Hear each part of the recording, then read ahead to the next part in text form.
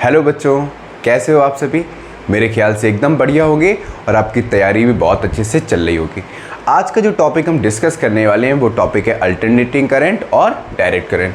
दोनों का basic difference क्या होता है, दोनों को एक फॉर्म से दूसरे फॉर्म में कन्वर्ट कैसे करते हैं। ठीक है, जो हम लोग अपने घरों में इलेक्ट्रिसिटी को यूज़ करते हैं वो एसी होती है, डीसी होती है। बहुत सारे टॉपिक्स को आज हम क्या करने वाले हैं, कवर करने वाले हैं। ठीक है, तो आज का जो लेक्चर है वो बेसिकली इंट्रोडक्शन पार्ट है कि हम नॉर्मली समझ कैसे सकते हैं कि एसी क्या होता है और डीसी क्या होता है। ठीक है, तो कॉपी पेन निकाल लो और पेटी पैक होके बैठ जाओ। बहुत प्यारा सा टॉपिक है। तो सबसे पहले हम जो डिस्कस करेंगे वो टॉपिक वो करेंगे डायरेक्ट करंट क्या होता है। ठीक है, आपको बिल्कुल भी टेंशन नहीं लेनी है, बड़े अच्छे से टॉपिक समझ में आएगा। बस पेशेंस के साथ क्या करना है, आपको पूरा लेक्चर अटेंड करना है। ठीक है, तो स्टार्ट करते हैं अपना बेसिक सा टॉपिक। हाँ, इससे पहले अगर आपने एक वोल्टेज वाली वीडियो नहीं देखी है तो आप वोल्टेज वाली वीडियो देख लो, लिंक डिस्क्रिप्शन में है, वहाँ से जाके देख लो, या डायरेक्ट यूट्यूब पे सर्च करो वोल्टेज बाय मिगी क्लासेस, तो आपको एक शानदार सी वीडियो मिल जाएगी। उस वीडियो को देख लो तो आपको वोल्टेज भी समझ में आ जाएगा या इलेक्ट्रिक पोटेंशियल होता क्या है। ठीक है, तो स्टार्ट करते हैं सबसे पहले अपना टॉपिक डायरेक्ट करंट।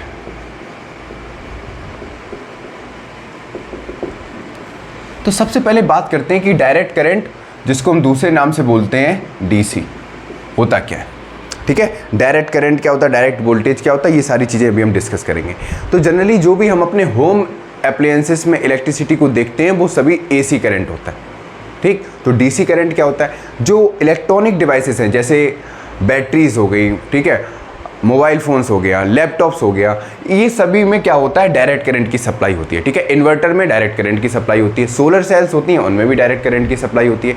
तो डायरेक्ट करंट होता क्या है, डायरेक्ट करंट ऐसा करंट होता है जिसमें जो करंट होता है वो सेम डायरेक्शन में फ्लो करता है। सेम डायरेक्शन में फ्लो करने का मतलब है जो करंट की डायरेक्शन है वो चेंज नहीं होती। ठीक है, क्लियर हो गया, पॉइंट लिख लोगे। मतलब यहां पे कहोगे कि जो करंट की डायरेक्शन है, करंट की डायरेक्शन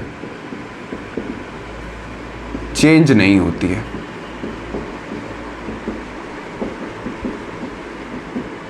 जब करंट की डायरेक्शन चेंज नहीं होती है तो मतलब जो इसमें करंट मिल रहा है, हमको करंट सप्लाई मिल रही है, वो कैसी है, कांस्टेंट है। कांस्टेंट है मतलब करंट जो है वो फ्लक्चुएट नहीं कर रहा है।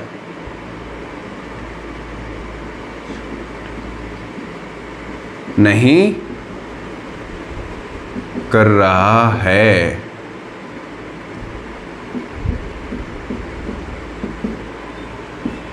इतनी बात समझ में आई। ठीक, अब थोड़ा और आगे बात करते हैं सेकंड पॉइंट की। मतलब जो करंट है, जो करंट फ्लो हो रहा है, ठीक, वो कैसा होगा, पॉजिटिव टू पॉजिटिव या नेगेटिव टू नेगेटिव। मतलब इसमें जो करंट की डायरेक्शन है वो चेंज नहीं होगी टाइम के साथ। ठीक, और जो तीसरा पॉइंट है, इसमें जो वोल्टेज की सप्लाई होती है, वोल्टेज की जो सप्लाई होती है वो भी कैसी होती है, कांस्टेंट होती है। ठीक है, मान लो एग्जाम्पल के तौर पे ऐसे समझ लो, जैसे कोई नदी है, ठीक है, नदी में जो पानी बह रहा है वो एक डायरेक्शन में बहता है। ठीक है, तो वो एक डायरेक्शन में जब करंट बहता है तो उसको बोलते हैं हम डायरेक्ट करंट। ठीक, इसमें करंट को हम रिवर्स नहीं कर सकते, समझ में आया। करंट जो है वो एक ही डायरेक्शन में क्या होगा, फ्लो करेगा। जैसे हमने अपने मोबाइल फोन्स देखे हैं, ठीक है, चार्जर्स देखे हैं, ठीक है, या बैटरीज देखी हैं, तो बैटरी में क्या होता है, जो बैटरी में करंट की सप्लाई होती है वो एक डायरेक्शन में होती है। पहली चीज़ तो ये पता है। ऐसे समझ लो कि मान लो अगर बैटरी में 5 एम्पियर का करंट आ रहा है, ठीक है, किस में आ रहा है, बैटरी में आ रहा है। ठीक, तो जब तक बैटरी कंप्लीट डिस्चार्ज नहीं हो जाती है, कंप्लीटली बैटरी जब तक डिस्चार्ज नहीं हो जाती है, इसमें जो करंट है वो कैसा रहेगा, सेम रहेगा। या वोल्टेज जो है, अगर मान लो 5 वोल्टेज का पोटेंशियल डिफरेंस मिल रहा है, ठीक है, 5 वोल्टेज का पोटेंशियल डिफरेंस मिल रहा है, तो जब तक पूरी बैटरी डिस्चार्ज नहीं हो जाती है तब तक जो वोल्टेज मिलेगा वो कितना मिलेगा उसको, 5 वोल्ट। समझ में आया। तो 5 वोल्ट मिलने का मतलब क्या है, जो वोल्टेज की सप्लाई है थ्रू आउट द सर्किट वो कैसी रहेगी, कांस्टेंट रहेगी। क्लियर हो गया, कोई दिक्कत। ठीक, अब थोड़ा आगे बढ़ते हैं। इतने पॉइंट्स पता चल गए, ठीक। मतलब जो इसका कर्व बनेगा, हाँ कभी अब जब करंट कांस्टेंट होता है तो इसका ग्राफ ऐसे ही आता है, देखो कभी कभी ऐसे, ठीक है। मतलब जो वेव फॉर्म ऑब्टेन्ड होता है हमको, ठीक, किसमें, डीसी में, वो कैसा होता है, फ्लैट होता है, मतलब टाइम के साथ चेंज नहीं होता है। ये कांस्टेंट के लिए है, लेकिन अगर पॉजिटिव के लिए निकालना है हमको, क्योंकि करंट इसमें चेंज नहीं होता है, तो ऐसे होगा, ऐसे होगा, ऐसे होगा, मतलब प्लस प्लस प्लस, ठीक है। अगर चेंज नहीं हो रहा है, माइनस के लिए जा रहा है, तो नीचे लिए माइनस माइनस माइनस, समझ में आ गया। मतलब करंट अपनी डायरेक्शन इसमें चेंज नहीं करता है। तो ये तो हमको पता चल गया कुछ पॉइंट्स डायरेक्ट करंट के बारे में। अब थोड़ा और डिटेल में समझते हैं, ठीक है। क्लियर हो गया इतना? अच्छा, सबसे बढ़िया इसका डिसएडवांटेज क्या है? सबसे बड़ा डिसएडवांटेज ये है कि इसको हम लॉन्ग डिस्टेंस पर यूज़ नहीं कर सकते, क्योंकि लॉन्ग डिस्टेंस पे डायरेक्ट करंट जो होता है उसमें पावर लॉस बहुत ज़्यादा हो जाता है, ठीक है। इसीलिए लॉन्ग डिस्टेंस के लिए हम जितने भी इलेक्ट्रिसिटी ट्रांसमिशन के लिए लॉन्ग डिस्टेंस में जो करंट की सप्लाई लेते हैं वो लेते हैं एसी सप्लाई, ठीक है। तो एसी में जो करंट होता है वो कैसा होता है, पीरियोडिकली चेंज होता है, जिसकी वजह से लॉन्ग डिस्टेंस तक आसानी से इलेक्ट्रिकली ट्रांसमिट होती रहती है। बात समझ में आई? इतने पॉइंट्स नोट करो, फिर थोड़ा आगे बढ़ते हैं। नोट कर लिया?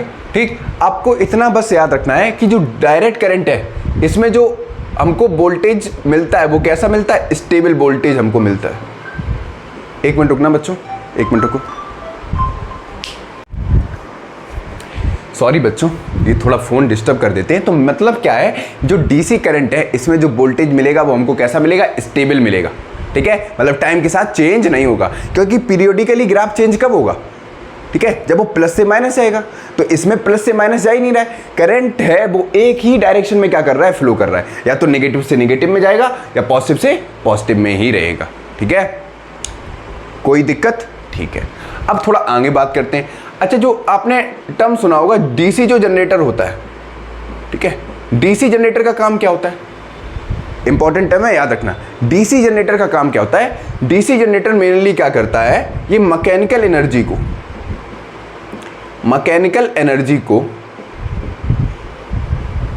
इलेक्ट्रिकल एनर्जी में क्या करता है, कन्वर्ट करता है, ठीक है। मैकेनिकल एनर्जी को क्या करता है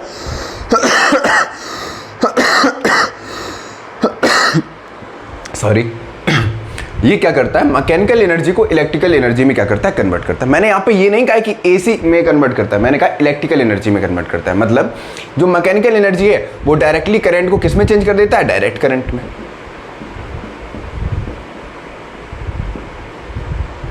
इतनी बात समझ में आई? अब क्वेश्चन आता है कि सर ये समझ में आ गया, रब करें इतना, एक मिनट को।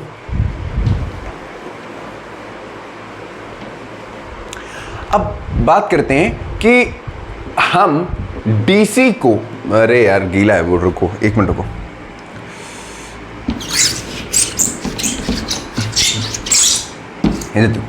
अब आता है कि सर हम डीसी को एसी में कन्वर्ट कैसे कर सकते हैं, how to convert DC into AC. तो डीसी से एसी में कन्वर्ट करने के लिए हमको क्या करना पड़ता है, इन्वर्टर का यूज करना पड़ता है। किसका यूज करना पड़ता है, इन्वर्टर का। इसमें लिखो एक पॉइंट,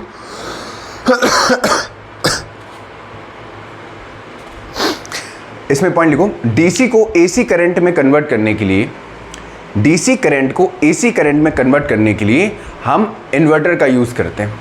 लिखो, डीसी को एसी करंट में कन्वर्ट करने के लिए हम जनरली इन्वर्टर का यूज करते हैं, ठीक।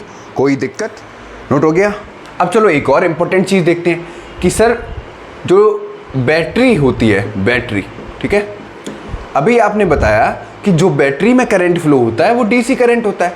तो इसको हम रिप्रेजेंट कैसे करेंगे, इसका सिंबल क्या होगा? इसका सिंबल मेनली होगा ये प्लस माइनस, जो बैटरी का सिंबल होता है, ठीक है। कोई तकलीफ यहां तक? ये तो हमको पता चल गया डायरेक्ट करंट के बारे में। मतलब डायरेक्ट करंट में क्या होता है, करंट की डायरेक्शन चेंज नहीं होती है, स्टेबल वोल्टेज हमको क्या होता है, ऑब्टेन्ड होता है। जो इसका वेव फॉर्म होता है वो कैसा होता है, फ्लैट होता है। आगे बढ़ा जाए, नोट कर लिया यहां तक। अब बच्चों बात करते हैं कि एसी करंट क्या होता है। डीसी करंट समझ में आ गया। एसी करंट का मतलब होता है अल्टरनेटिंग करंट। अल्टरनेटिंग ऑर्डर में क्या होगा, करंट चेंज होगा। मतलब यहां पर जो करंट की सप्लाई होती है वो पीरियोडिकली चेंज होती है, ठीक है। इसमें पहला पॉइंट क्या होगा, current changes it's direction as well as magnitude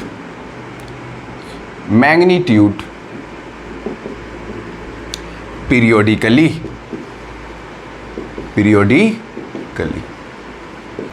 मतलब जो ये ग्राफ होंगे ये पीरियोडिकली क्या करेंगे, अपने डायरेक्शन को चेंज करेंगे। और जो ये कर्व फॉर्म होगा ये साइन वेव फॉर्म बनाएगा, ठीक है। साइन कर्व वेव फॉर्म बनाएगा, मतलब plus minus plus. Alternate order में क्या होगा, जो करंट होगा वो चेंज होगा, ठीक। इसमें करंट भी चेंज होता है और मैग्नीट्यूड भी इसका क्या होता है, चेंज होता है। मतलब यहां पर जो करंट है वो रिवर्स फ्लो करता है,